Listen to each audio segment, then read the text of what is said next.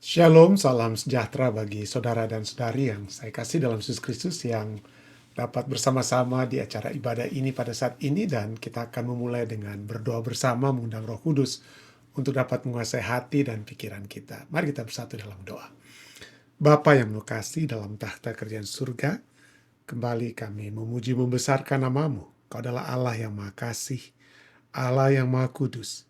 Dan pada saat ini kami dapat mempelajari Engkau begitu besar kasih-Mu kepada kami.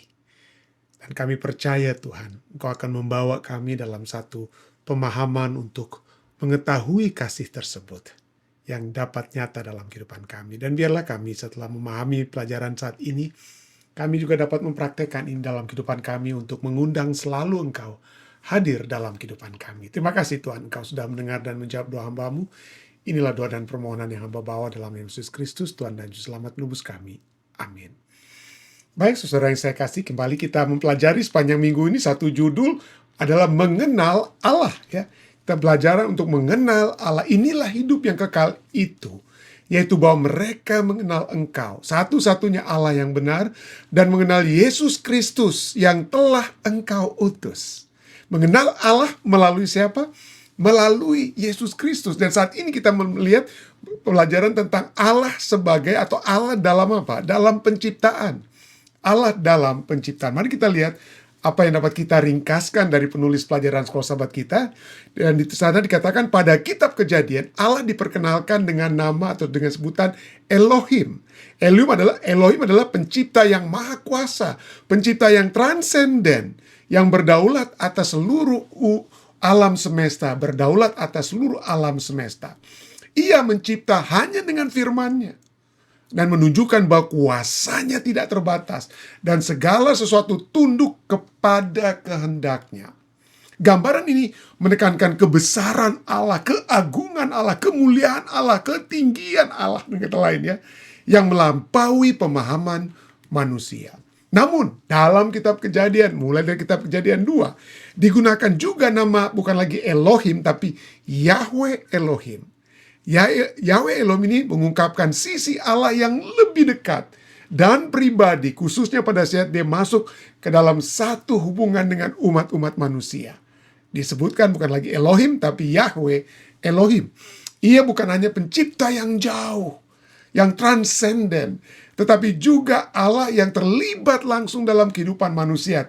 Istilah teologianya immanence ya. Immanence ya. Dan tadi yang jauh itu transcendence, yang dekat itu adalah immanence.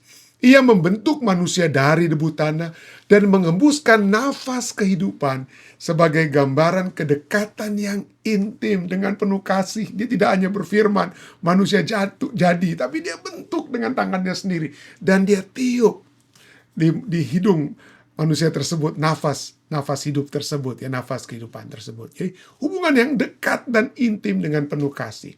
Di sini Allah dinyatakan sebagai pribadi yang ingin menjalin hubungan dengan ciptaannya, Dua gambaran ini tidak bertentangan. Ada yang katakan, wah, Allah itu sangat tinggi, jauh ya, kita harus setengah mati mau mendekat kepada Allah ya. Takut jangan sampai dia marah. Seakan-akan Allah itu adalah dewa-dewi, seperti dewa-dewi Yunani, ada yang nakal-nakal dan lain sebagainya, jahat dan lain sebagainya. Tidak ya. Allah yang esa itu, dua gambaran ini tidak bertentangan, melainkan saling melengkapi. Allah adalah maha tinggi sekaligus maha dekat, transcendent dan immanent. Transcendent dan immanent ya. Ia berkuasa atas segala sesuatu, tetapi juga hadir secara pribadi dalam kehidupan manusia. Keseimbangan pemahaman ini penting agar kita tidak melihat Allah hanya sebagai pribadi yang jauh dan menakutkan, tapi sebaliknya hanya sebagai pribadi yang akrab tanpa otoritas ilahi yang dia ingin sangat tekankan. Tidak demikian ya. Dan pemahaman ini ditegaskan kembali dalam Kisah Para Rasul Fatsal 17 ayat 27 sampai 28, di mana Paulus menyatakan bahwa Allah tidak jauh dari kita. Sebab di dalam Dia kita hidup, kita bergerak, dan kita ada dalam Dia. Hal ini menunjukkan bahwa kehadiran Allah itu bersifat nyata dan terus menerus. Keseluruhan pelajaran saat ini ya, mengajak kita untuk membangun pemahaman yang seimbang tentang Allah. Mengenal Dia sebagai pencipta yang maha kuasa, namun juga Bapa yang maha dekat. Bapa yang maha dekat. Dengan mengenal karakternya secara menyeluruh inilah, maka kita akan semakin bertumbuh dalam kasih dan dalam hubungan pribadi dengannya. Dalam hubungan pribadi dengannya. Jadi mari kita lihat saat ini. Saya mengajak kita untuk melihat Allah dalam penciptaan. Apa artinya? Dia bukan hanya sebagai pencipta, tetapi juga terlibat dengan ciptaannya. Bukan hanya sebagai pencipta, tapi dia juga terlibat dengan ciptaannya. Nah, tadi saya sudah singgung tentang transcendent dan immanent ya.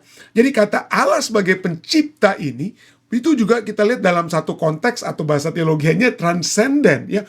Yang pada saat saya coba lihat dia punya arti bahasa Indonesianya ya, transcendent itu diterjemahkan yang katanya paling tepat itu adalah keterlampauan Allah, keterlampauannya Allah yang jauh di atas dan lain-lain.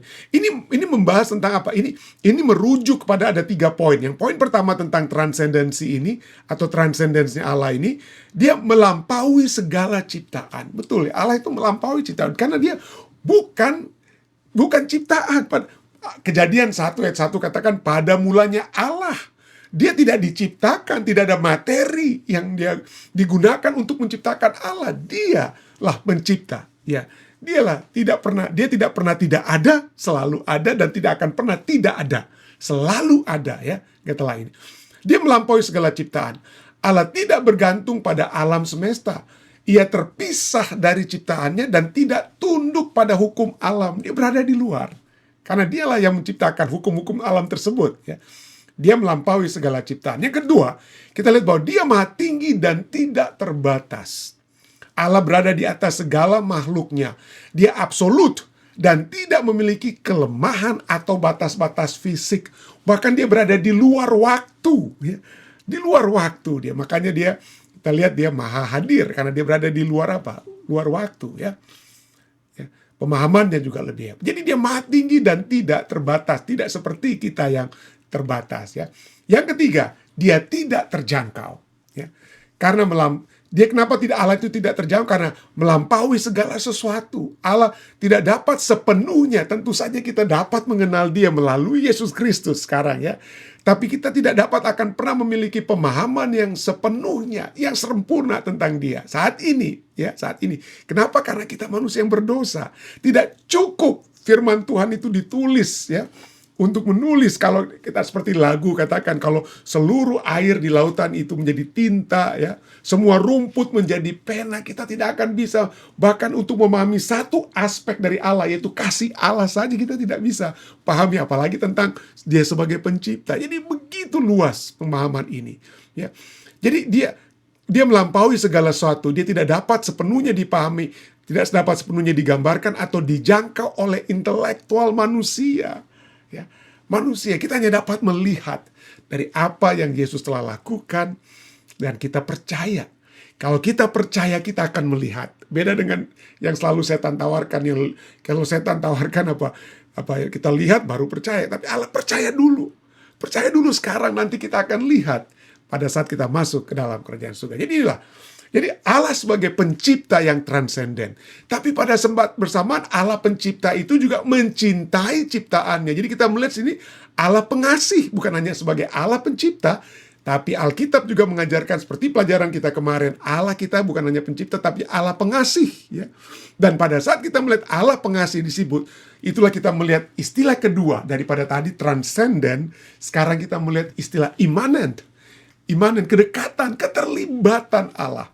Ya, keterlibatan Allah maha dekat. Tadinya transenden, maha jauh, sekarang boleh dikatakan maha dekat ya. Keterlibatan Allah. Dia kedekatan Allah kita lihat di mana. Dia hadir di mana-mana, omnipresent yang melalui pengetahuan, kuasa dan kasihnya dia terlibat. Dia terlibat ya. Dia dekat dengan kata lain. Dia dekat sekali dengan kita. Dia mengetahui apa yang saya sedang lakukan saat ini. Bahkan sementara saya berbicara sekalipun dia mengetahui apa yang ada dalam pikiran saya. Apa yang ada dalam hati saya. Dia tahu. Walaupun saya mungkin berbicara kepada Anda, saya berbicara tentang rohani, dia bisa tahu kalau dalam pikiran saya ini pikirannya lagi benar atau tidak benar. Dia tahu semuanya. Ya. Karena dia dekat.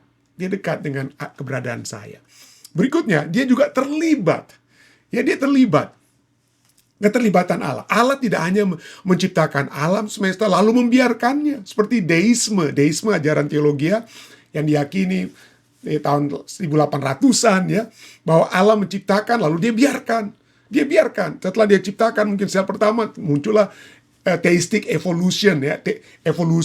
Teori evolusi yang menggunakan pemahaman teologianya Allah mula-mula lalu kemudian proses evolusi itu berlangsung. Tidak demikian, Allah terlibat terus ya. Dalam kehidupan bukan hanya dia ciptakan pada mulanya satu sel yang kemudian berkembang lalu dia biarkan, tidak, Allah terlibat. Allah tidak hanya menciptakan alam semesta lalu membiarkannya, melainkan dia sampai saat ini dan seterusnya itu akan aktif memelihara dan bekerja di dalam ciptaannya tersebut, dalam penciptaannya tersebut. Dan berikutnya, yang ketiga, sebagai imanan ini adalah keterlibatan Allah adalah keterhubungannya dengan umat manusia. Keterhubungan, dia ingin selalu memiliki hubungan dengan saudara dan saya. Ciptaan ya, ciptaan mengalami kebaikan dan kasih sayangnya secara nyata dan terus menerus. Jadi ini satu hal yang dapat kita gabung. Allah betul, Allah maha tinggi, tapi juga maha dekat. Ya, maha dekat. Bagaimana ini bisa? Apakah ini bukannya yang tinggi itu tidak sama dengan dekat? Tapi kenapa sekarang tinggi dan dekat ini kok bisa berjalan bersama-sama? Bagaimana caranya untuk memahami? Ya, mungkin dalam pemahaman kita yang sederhana kita dapat melihat seperti matahari. Matahari kan, sinar matahari itu kita bisa lihat, kita bisa rasakan di bumi. Imanen artinya dekat ya. Kita bisa merasakan pancaran sinar matahari yang menyentuh muka kita ya, memberikan kehangatan. Tetapi kita lihat sumbernya itu berada jauh di angkasa, makanya transenden ya. Jadi dari matahari inilah kita bisa melihat adanya kejauhan dan kedekatan pada saat yang bersamaan ya. Jadi kalau kita hanya tekankan satu, kalau kita misalnya hanya memiliki satu pemahaman, Allah itu jauh sekali, Allah tidak peduli dengan kita, itu bagaikan matahari itu tidak ada sinarnya dengan kata lain ya. Jadi dengan kata lain, kalau kita hanya menekankan transendensi Allah, jika Allah itu hanya transenden, maka dia itu terlalu jauh, tidak ada pengaruhnya untuk saya, tidak ada hubungannya dengan saya, tidak ada keterlibatannya dengan saya. Dan kalau kita hanya menekankan Allah itu, Allah itu hanya dekat dengan kita ya, Allah itu sudah seperti artinya tidak ada transendensinya ya. Maka yang terjadi adalah dia itu sama saja dengan ciptaan ya. Jadi kedua-duanya ini sama, tapi tidak boleh penekanannya itu hanya satu hanya satu pihak saja. Dua-duanya kita melihat ya. Allah juga sahabat kita, tapi juga dia pencipta kita. Kita harus menghormati sahabat tersebut ya. Seringkali ada yang katakan kalau kita terlalu dekat dengan seseorang maka kita diremehkan ya. Seperti itu. Jadi itulah bukan saya katakan Allah itu tidak kita remehkan, tapi itulah poinnya ya. Kita memiliki persahabatan dengan Allah dengan penuh kehormatan, dengan kata lain ya.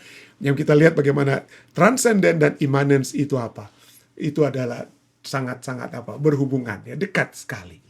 Dan inilah ya, manusia seringkali khususnya pada saat mereka berada dalam masalah kehidupan, saat kita mendapatkan masalah kehidupan, dijauhkan oleh keluarga dan lain sebagainya, mengalami masalah penyakit ataupun finansial dan lain sebagainya, seringkali kita merasa, Allah itu jauh. Bahkan di zaman saya dulu ya, zaman kita dulu ya, ada grup nyanyi namanya Bimbo, aku jauh, engkau jauh, aku dekat, engkau dekat. Jadi lagunya seakan-akan Allah itu seringkali menjauh dari kita. Ya, saya mungkin salah mengerti tentang lagu tersebut, tapi itu yang seringkali dipahami. Banyak orang berpikiran Allah itu terlalu jauh, makanya kita harus datang dekat kepada dia. Banyak kuil-kuil Yunani itu dibuat di atas puncak gunung supaya Allah dibawakan sesajen penyembahan ya.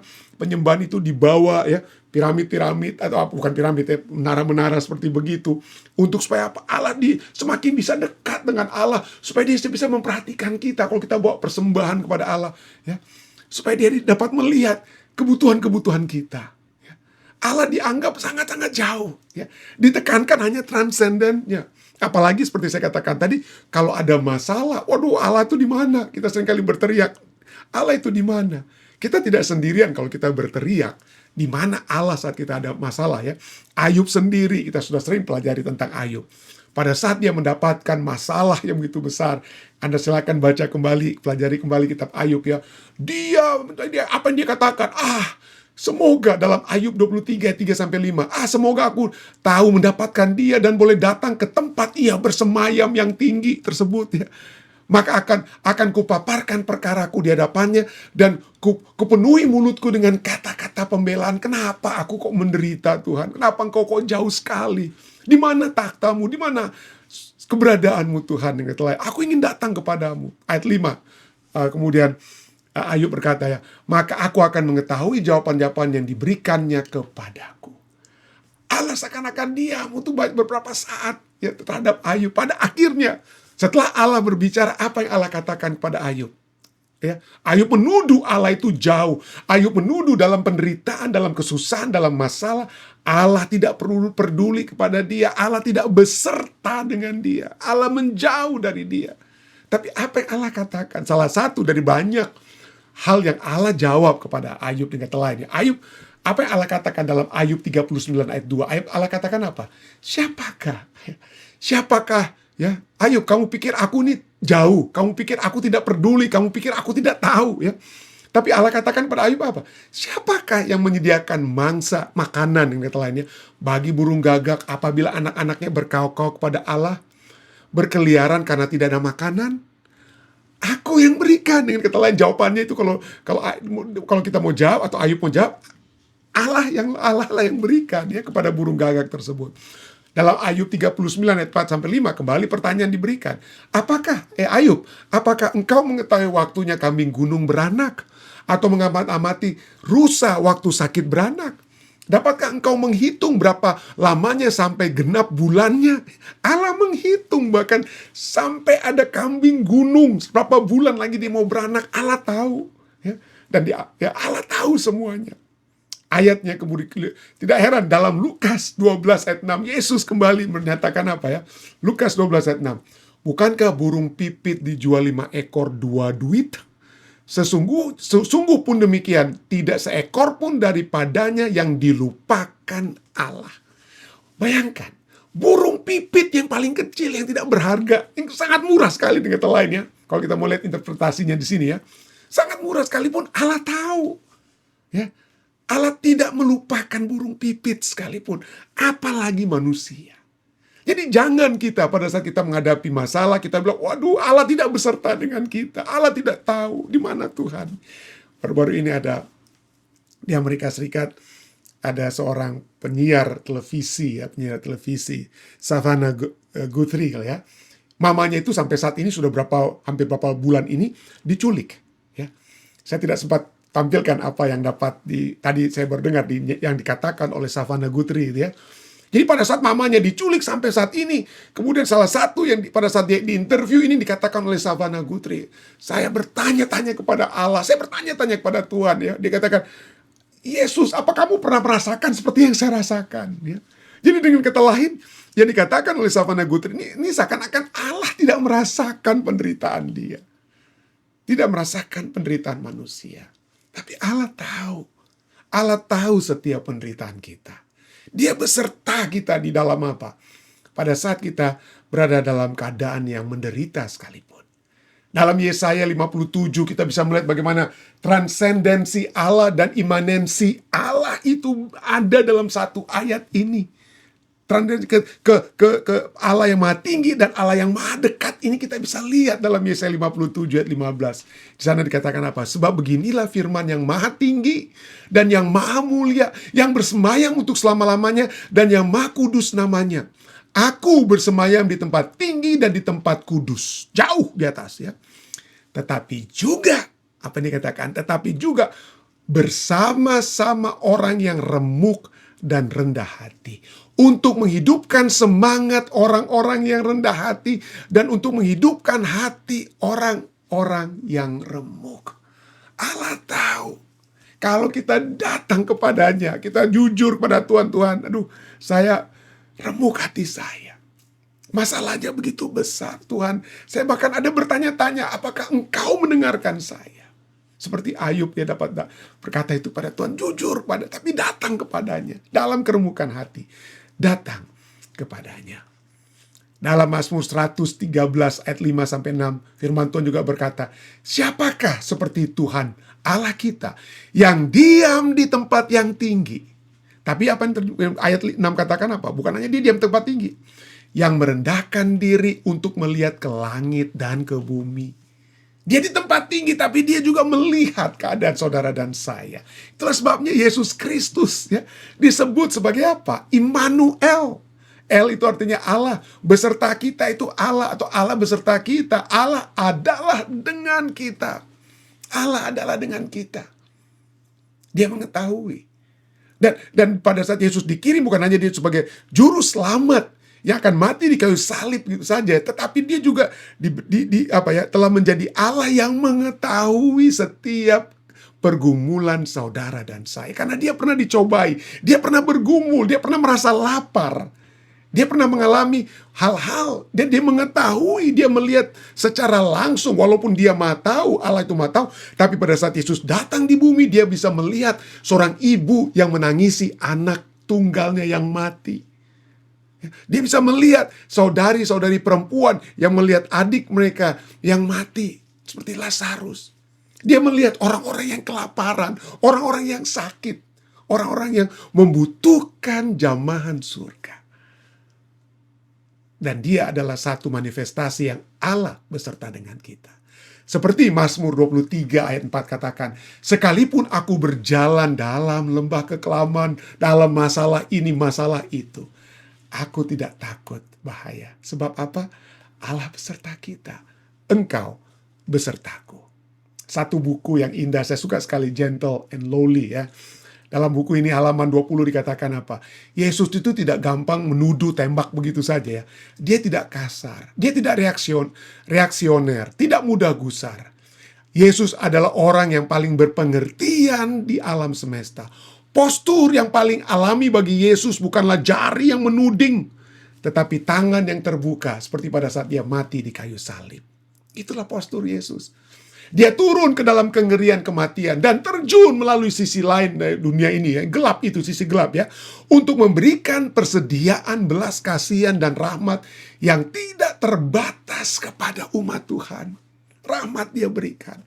Pada saat kemudian statement berikutnya, pada saat kita menghadapi tantangan kehidupan, ketika hubungan-hubungan menjadi rusak, ketika perasaan sia-sia membanjiri, ketika kehidupan rasanya telah berlalu begitu saja, kehidupan kita tampak sia-sia, tujuan kita terlepas dari jari-jari kita. Ketika kejatuhan dunia mendekati kita dan membuat kita ingin menyerah, di sanalah kita memiliki seorang teman, Yesus Kristus, yang tahu persis seperti apa rasanya ujian itu, dan duduk di dekat kita, memeluk kita, bersama kita, bersolidaritas dengan kita. Allah beserta kita. Ya betul, dia berada di takhta yang maha mulia. Tapi seperti Yesus, pada saat Stefanus dilempari dengan batu, Anda kembali membuka dalam kitab Kisah, Yesus melihat. Pada saat dia dilempari batu, bahkan firman Tuhan katakan, Yesus berdiri di samping Bapa. Biasanya dia duduk ya. Tapi begitu dia melihat Stefanus dilempari dengan batu, dia berdiri. Karena dia ingin, kata bahasa manusia, seakan-akan dia ingin memeluk Stefanus. Supaya dalam penderitaannya, menjelang kematiannya dilempari batu, Yesus dapat berkata, aku bersama-sama dengan engkau. Aku bersama-sama dengan engkau. Allah selalu ingin bersama dengan umatnya. Mari kita lihat dalam kisah penciptaan, kitab Kejadian pasal pertama dan kedua ini kita lihat ya. Kita bisa lihat kalau Anda membuka kitab Kejadian. Kitab Kejadian ya. Hanya ada 2 pasal yang dikhususkan bagi topik penciptaan. Kejadian 1 dan 2. Itu tentang penciptaan alam semesta itu ya. Dan hanya ada 1 pasal bagi masuknya dosa ke dalam umat manusia, itu Kejadian pasal 3. Tetapi apa yang terjadi kemudian? Apa yang terjadi dengan pasal-pasal berikutnya dari kitab Genesis? Ada 13 pasal diberikan bagi Abraham. Hubungan Tuhan dengan Abraham itu ada 13 pasal. Ada 10 pasal bagi hubungan Tuhan dengan Yakub. Dan ada 12 pasal hubungan antara Allah dan Yusuf. Allah dan Yusuf. Coba lihat proporsinya apa. Ya. Kenapa cuma 2 pasal? Banyak orang saintis bilang, aduh, pendek sekali nih. Kenapa Allah tidak jelaskan mekanisme penciptaan alam semesta? Tidak, dia tidak ingin supaya kita mendapat gambaran yang dia inginkan adalah mekanisme penciptaan manusia, tapi mekanisme pengasihanannya, kasihnya kepada umat manusia. Hubungan dengan umat manusia itu ditekankan 12 pasal bagi Yusuf. Artinya apa? Di sini kita dapat melihat bahwa Allah lebih tertarik untuk menyingkapkan hubungannya dengan umat-umatnya. Seorang manusia seperti Yusuf yang 12 pasal ya, bisa 6 kali lipat lebih penting daripada penciptaan dunia ini. Kenapa? Karena Allah ingin bersama-sama dengan umatnya.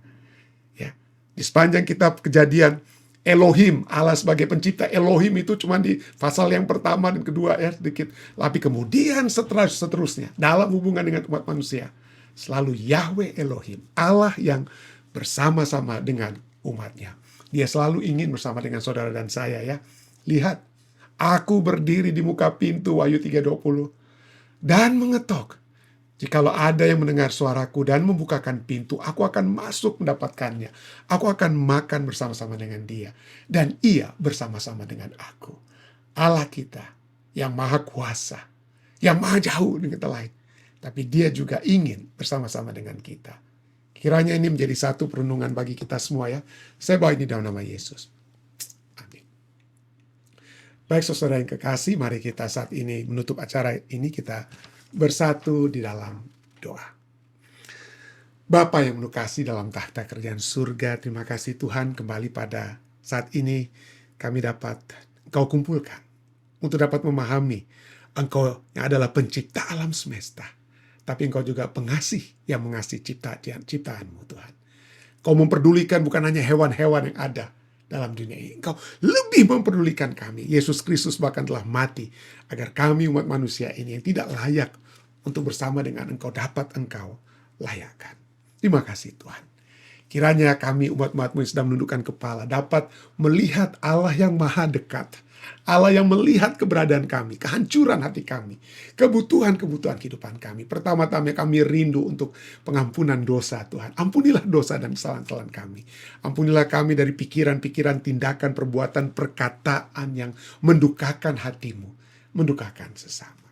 Bawalah kami juga untuk melihat kebesaran-Mu, kemuliaan-Mu Tuhan. Hamba-Mu ingin berdoa bagi saudari Irene Purukan dan adiknya yang dalam keadaan sakit. Kami berdoa Tuhan, kiranya jamahan surga dapat menjadi bagian saudari Irene dan adiknya. Kami percaya Tuhan, mereka akan melihat kebesaran-Mu. Berdoa juga bagi saudara Timi Purukan juga yang selalu berbakti bersama-sama.